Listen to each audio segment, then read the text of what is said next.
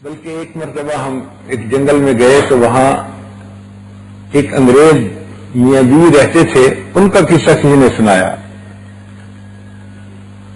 یہ انگریز لوگ بھی عجیب ہیں، ایک ایک جانور کے اوپر ریسرچ کرتے کرتے زندگی گزار دیتے ہیں۔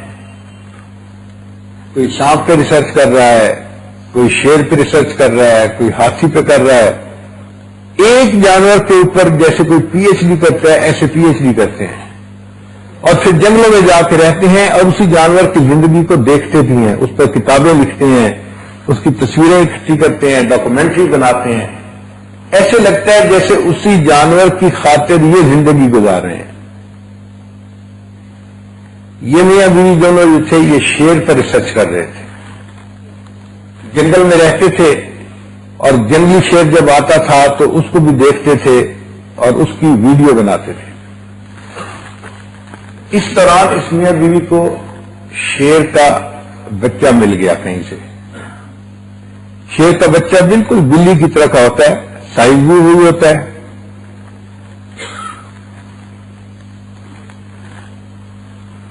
اب اس جانور اس بچے کو خرید کر وہ آدمی گھر لایا انگریز، اس نے اپنی بیوی کو کہا کہ اس کو ہم گھر میں پالیں گے۔ اب بچے کو تو دودھ چاہیے ہوتا ہے، تو شیرنی تو وہاں تھی نہیں، تو انہوں نے سوچا کہ ہم فیڈر کے ذریعے اس کو دودھ پلائیں گے۔ تو جو پالتو ہوتے ہیں بچے ان کو فیڈر کے ذریعے دودھ پلایا جاتا ہے۔ جب ماں نے اس کے لیے فیڈر بنایا اور اس کو پلانے لگی تو ان دونوں کی ایک بیٹی تھی جس کی عمر تھی تقریباً 3 سال۔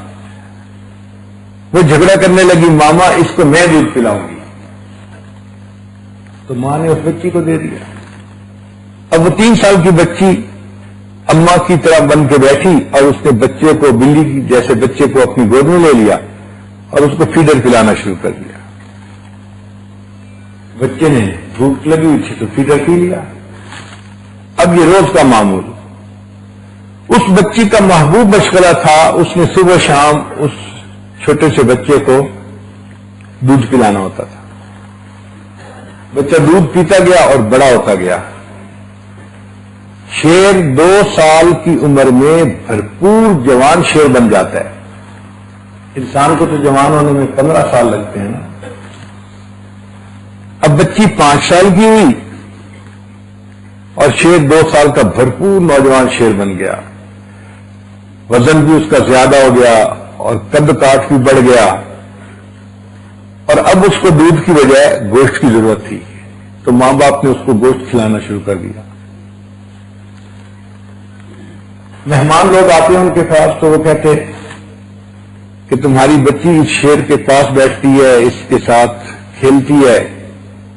شیر کسی کا دوست نہیں ہوتا۔ اگر کسی دن اس کو کسی بات پہ غصہ آ گیا تو وہ تمہاری بیٹی کو کھا لے گا، جیسے لوگ کھیرا کھا لیتے ہیں، شیر نے اس بچی کو اس طرح کھا لینا ہے۔ اور ماں باپ بھی شیر کو دیکھتے کہ اتنا طاقتور ہے اور بڑا ہو گیا تو وہ بھی ڈرتے ہوئے گھبراتے کہ ہماری بیٹی کا کیا بنے گا۔ اور بیٹی بھی اکلوتی تھی تو اور بھی زیادہ پیاری تھی۔ حتیٰ کہ کچھ دنوں کے بعد ماں باپ نے فیصلہ کیا کہ ہم اس شیر کو جنگل میں چھوڑ دیتے ہیں تاکہ یہ اپنی زندگی خود گزارے، ہماری بیٹی کی زندگی خطرے میں نہ رہے۔ انہوں نے ایک دن شیر کو آزاد کر دیا۔ شیر جنگل میں چلا گیا۔ شیر ایک ٹیریٹوریل اینیمل ہے، یعنی یہ اپنی حدود متعین کر لیتا ہے اور پھر اس کے درمیان کسی دوسرے شیر کا آنا پسند نہیں کرتا۔ اگر کوئی آ جائے تو ان کی لڑائی ہوتی ہے، یا دونوں میں سے ایک بھاگ جائے یا ایک دوسرے کو جان سے مار دے۔ جب یہ جنگل میں نکلا تو وہ جو حدود تھی وہ ایک بوڑھے شیر کی تھی۔ اس نے اس کی مہک کو پہچان لیا اور اپنی باؤنڈری کی حفاظت کے لیے لڑنے آ گیا۔ دونوں کی لڑائی ہوئی۔ وہ شیر بوڑھا تھا، یہ نوجوان تھا۔ آپس میں جب لڑائی ہوئی تو نوجوان شیر غالب آیا اور بوڑھا شیر وہاں سے بھاگ گیا۔ اب دستور یہ ہے کہ جو شیر بھاگ جاتا ہے جو اس کے بیوی بچے ہوتے ہیں ان کو جیتنے والا شیر اپنا لیتا ہے، اپنی فیملی بنا لیتا ہے۔ اب اس کے پاس جو 2-4 شیرنیاں تھیں وہ اس کے ساتھ رہنے لگ گئیں، اور اس نئے شیر نے جنگلی زندگی گزارنی شروع کر دی۔ اب کھانے کو گوشت تو تھا نہیں اس کے لیے، تو یہ جانوروں کو شکار کرتا، کبھی ہرن کا شکار کرتا، کبھی کدو کا، کبھی زیبرا کا، کبھی زراف کا۔ اب جانور کو مارنا مستقل ایک ہنر ہے۔ چونکہ اس کو خوراک کی ضرورت تھی، اس نے یہ ہنر سیکھ لیا دوسرے کو، جانور کو جان سے مارنے کا، تو باقاعدہ جنگلی شیر بن گیا۔ 1 مہینے کے بعد یہ شیر کہیں اس گھر کے قریب سے گزر رہا تھا تو اس نے گھر کو پہچان لیا، تو اس نے وہاں پہ بیٹھ گیا اور آواز نکالی۔ وہ آواز دوستی کی تھی، اور یہ آواز اس بچی کو یہ دیا کرتا تھا جب اس نے اس کے ساتھ کھیلنا ہوتا تھا۔ بچی نے شیر کی آواز سنی تو وہ گھر سے نکلی اور شیر کے پاس پہنچ گئی۔ اب جنگلی شیر جنگل میں بیٹھا ہوا ہے اور ایک 5 سال کی بچی اس کے قریب ہے۔ ماں باپ نے تھوڑی دیر بعد جب دیکھا کہ بچی نہیں ہے، باہر نکل کے دیکھا تو دور شیر کے پاس تھی۔ ماں بڑی پریشان، اب دور سے آوازیں لگا رہی ہے، بیٹی یہ اب جنگلی شیر ہے، یہ وحشی ہے، تم آ جاؤ، یہ تمہیں کاٹ لے گا، تمہیں کھا لے گا۔ اور بچی ماں کی بات سنی نہیں رہی، وہ آرام کے ساتھ اس کے ساتھ ٹیک لگا کے شیر کے ساتھ بیٹھی ہوئی ہے، کبھی اس کے سر کے بالوں کو ہاتھ لگاتی ہے، کبھی اس کی گردن کے بالوں کو، اور شیر اس کے ساتھ آرام سے بیٹھا ہے۔ حتیٰ کہ کافی دیر کے بعد بچی جب واپس آئی تو ماں کے جان میں جان آئی۔ اس نے اپنے خاوند سے مشورہ کیا کہ اگر یہ جنگلی شیر آتا رہے گا اور ہماری بیٹی اس کے پاس جاتی رہے گی تو پھر تو اس کی جان 100% خطرے میں ہے، تو اب بہتر یہ ہے کہ ہم اس جگہ کو چھوڑ کے ہی چلے جائیں۔ انہوں نے اپنے وطن واپس جانے کا ارادہ کر لیا، ٹکٹیں بنوا لی، اپنا سامان سمیٹ لیا۔ جس دن فلائٹ تھی تو انہیں 3 گھنٹے پہلے ایئرپورٹ پہ پہنچنا تھا۔ اللہ کی شان دیکھے کوئی 5 گھنٹے پہلے فلائٹ سے شیر اس دن پھر واپس آ گیا اس گھر کے قریب۔ اس نے آواز دی اور بچی پھر بھاگ کے اس کے پاس چلی گئی۔ آج کے دن ذرا سچویشن ڈفرینٹ تھی۔ شیر کے ساتھ اس کی شیرنی ایک بیوی بھی آئی ہوئی تھی۔ اب شیر بیٹھا ہوا ہے اور کچھ فاصلے پہ شیرنی بیٹھی ہوئی ہے۔ یہ لڑکی گئی اور شیر کے ساتھ جا کے جس طرح پہلے کھیلتی تھی اس کے بالوں کو ہاتھ لگانے لگی، اس کے پاس ٹیک لگا کے اس کے ساتھ بیٹھ گئی۔ اس بات پہ شیرنی کو غصہ آ رہا تھا کہ یہ کون ہے جو میرے ہسبینڈ کے ساتھ اس طرح آرام کے ساتھ بیٹھی ہے اور اس کو ہاتھ لگا رہی ہے۔ جب ماں نے دیکھا کہ بیٹی گھر پہ نہیں تو اس نے باہر نکل کے دیکھا کہ کہاں ہے، اس کو پتا چلا کہ بیٹی اس شیر کے پاس ہے۔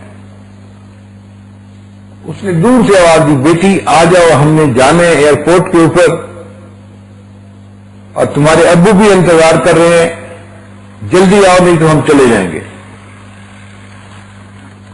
تھوڑی دیر وہ لڑکی شیر کے پاس بیٹھی رہی، پھر اس نے سوچا کہ چلو میں اپنے گھر جاتی ہوں۔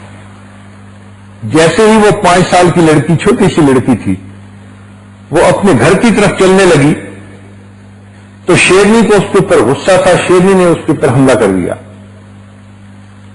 جیسے ہی شیرنی حملہ کرنے کے لیے اس کی طرف بھاگی، شیر نے بیٹھے بیٹھے اچانک لمبی چھلانگ لگائی اور ہوا کے اندر اس نے شیرنی کے زور کا ایک تھپڑ لگایا۔ اب جب شیرنی کو تھپڑ لگا تو وہ تو بھاگ گئی۔ بچی حیران تھی کہ یہ کیا ہو گیا۔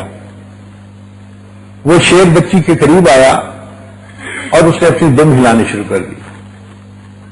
جب شیر دم ہلاتا تھا تو اس بچی کو یہ میسج ہوتا تھا کہ تم میری کمر پہ سواری کر سکتی ہو۔ تو جب اس نے دم ہلائی تو بچی اس کی کمر کے اوپر بیٹھ گئی جیسے گدھے یا گھوڑے کے اوپر کوئی بیٹھتا ہے، اور شیر اس کو لے کر اس کے مکان کے دروازے کے قریب لا کر چھوڑ کر واپس جنگل میں چلا گیا۔ جس کو ہم درندہ کہتے ہیں، جو جان کا دشمن ہے، جو انسانی گوشت کھاتا ہے، اس پر بھی اگر کسی نے احسان کیا ہے، بھلائی کی ہے، تو جانور نے اس کو بھی یاد رکھا اور آج اس کے ساتھ اس نے بھلائی کا معاملہ کیا۔ انسان تو پھر انسان ہے۔ ہمیں بھی چاہیے کہ ہم مل جل کر زندگی گزارتے ہیں تو ہم خیر خواہی کا معاملہ کریں۔ نبی علیہ الصلوۃ والسلام نے انسانیت کو تعلیم دی، خیر الناس من ينفع الناس، انسانوں میں سب سے بہتر انسان وہ ہے جو دوسرے انسانوں کو زیادہ نفع پہنچاتا ہے۔ آج ہم دوسرے کو نقصان پہنچاتے ہیں، دوسرے کی دل آزاری کا سبب بنتے ہیں، دوسرے کی تکلیف کا سبب بنتے ہیں، ہماری وجہ سے لوگوں کی راتوں کی نیندیں خراب ہو جاتی ہیں، لوگ تکلیف میں ہوتے ہیں، ہمیں اس کا احساس نہیں ہوتا۔